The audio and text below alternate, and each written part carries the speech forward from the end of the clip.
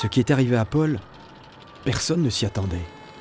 C'était pourtant l'un d'entre nous, un collègue, mais personne n'a vraiment réagi quand il a commencé à sombrer.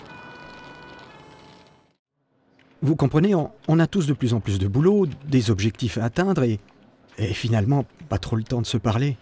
Vous étiez très proches, je crois. Ben oui, nous étions amis. C'est vrai que j'ai essayé plusieurs fois d'en discuter avec lui. Mais il avait toujours une bonne raison pour ne pas me répondre, une réunion urgente, un dossier à finir. Paul ? Désolé mon vieux, mais j'ai rendez-vous avec le boss. Mais Paul, c'est important. On en parle demain si tu veux. Mais le lendemain, c'était encore la même chose. Pas le temps. Vous pensez qu'il vous fuyait? J'en sais rien. Toujours entre deux avions, zappant de dossier en dossier.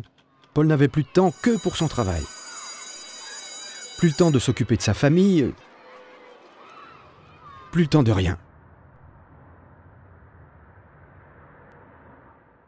Son travail était si important que ça? Paul a toujours été quelqu'un de très investi, qui n'a jamais ménagé sa peine, mais depuis quelque temps, la pression s'était accentuée sur le groupe.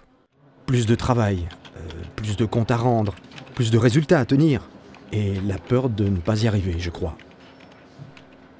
Alors, Paul a commencé à arriver de plus en plus tôt au bureau. Et à partir de plus en plus tard. Bonsoir, monsieur. Bonsoir. Des problèmes avec sa hiérarchie? Au début, non. Tout allait bien, mais avec le énième changement de stratégie de la boîte, on a tous un peu perdu les pédales. Et c'est Paul qui a craqué le premier. C'est toi qui es responsable de ce dossier? Il y a une connerie par page, Paul. Tu trouves ça normal? Non mais... Écoute, surtout ne me dis pas que t'es débordé, on l'est tous. Tu peux me dire comment font les autres? Mais regarde autour de toi, Paul. Tout le monde se défonce. Et toi, tu nous plombes. Je crois que cette remise en cause de ses capacités, là, devant tout le monde, ça l'a complètement déstabilisé. À la fin, il était même devenu irascible. On ne pouvait plus rien lui dire. D'ailleurs, plus personne ne lui parlait. Et d'après vous, qu'est-ce qu'il aurait fallu faire? Je ne sais pas. Mais en tout cas, nous aurions dû réagir.